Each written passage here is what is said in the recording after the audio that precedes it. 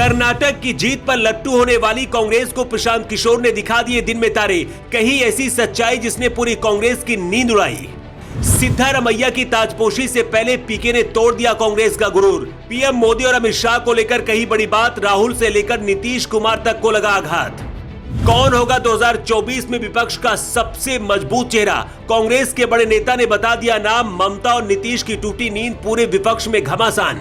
कर्नाटक में पूर्ण बहुमत से सरकार बनाने के बाद जब सिद्धारमैया की ताजपोशी की तैयारियां चल रही हैं, तभी देश के जाने माने चुनावी रणनीतिकार प्रशांत किशोर ने कांग्रेस को 440 वोट का झटका दिया है। दरअसल कर्नाटक में बेजोड़ जीत के बाद कांग्रेस के बड़े बड़े नेताओं ने पीएम मोदी और अमित शाह को लेकर बड़ी बड़ी बातें की।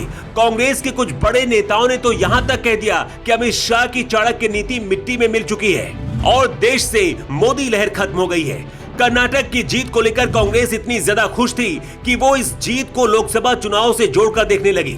राहुल गांधी से लेकर मल्लिकार्जुन खड़गे 2024 का सपना देखने लगे, लेकिन राहुल के इसी सपने को चुनावी रणनीतिकार प्रशांत किशोर ने तोड़ दिया और दिन में तारे दिखा दिए हैं। पीके ने कांग्रेस को ऐसा आईना दिखाया कि बड़े बड़े नेताओं के अहंकार की नींद टूट गई है। राहुल गांधी क्या नीतीश कुमार भी परेशान हो गए। पीके के साथ साथ कांग्रेस के एक बड़े नेता ने भी राहुल और नीतीश कुमार को 2024 के लिए कमजोर कैंडिडेट बता दिया है और एक ऐसे शख्स के नाम पर दावेदारी ठोकी जिसके बाद पूरे विपक्ष में घमासान मच गया। 2024 में विपक्ष का चेहरा कौन होगा और कांग्रेस का वो बड़ा नेता कौन है, उसका नाम रिपोर्ट के आखिरी में हम आपको बताएंगे। लेकिन उससे पहले आपको बताते हैं कि प्रशांत किशोर ने कैसे कांग्रेस की नींद उड़ाई। दरअसल जन सुराज पदयात्रा के दौरान चुनावी रणनीतिकार प्रशांत किशोर ने कांग्रेस के बड़े बड़े नेताओं को नसीहत देते हुए कहा है, कांग्रेस कर्नाटक की जीत को लेकर ज्यादा खुश न हो।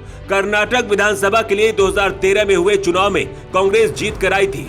उसके एक साल बाद ही 2014 के आम चुनाव में बीजेपी सबसे अधिक लोकसभा की सीटें जीत कर आई।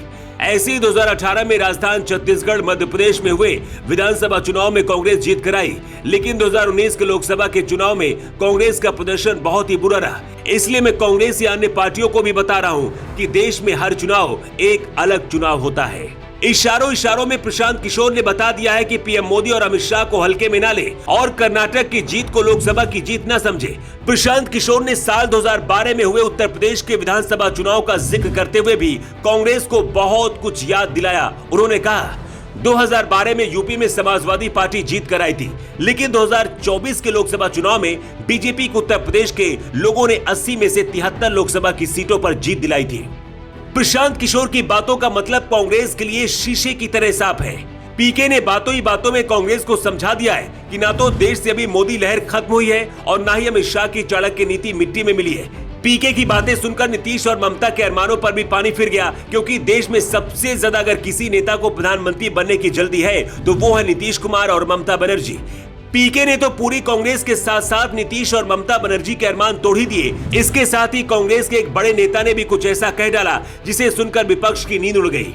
लोकसभा चुनाव में पीएम मोदी के विजय रथ को रोकने के लिए पूरे विपक्ष ने अपनी कोशिश शुरू कर दी है, लेकिन कांग्रेस के एक बड़े नेता का मानना है कि पीएम मोदी का विजय रथ ऐसे ही नहीं रुक सकता है।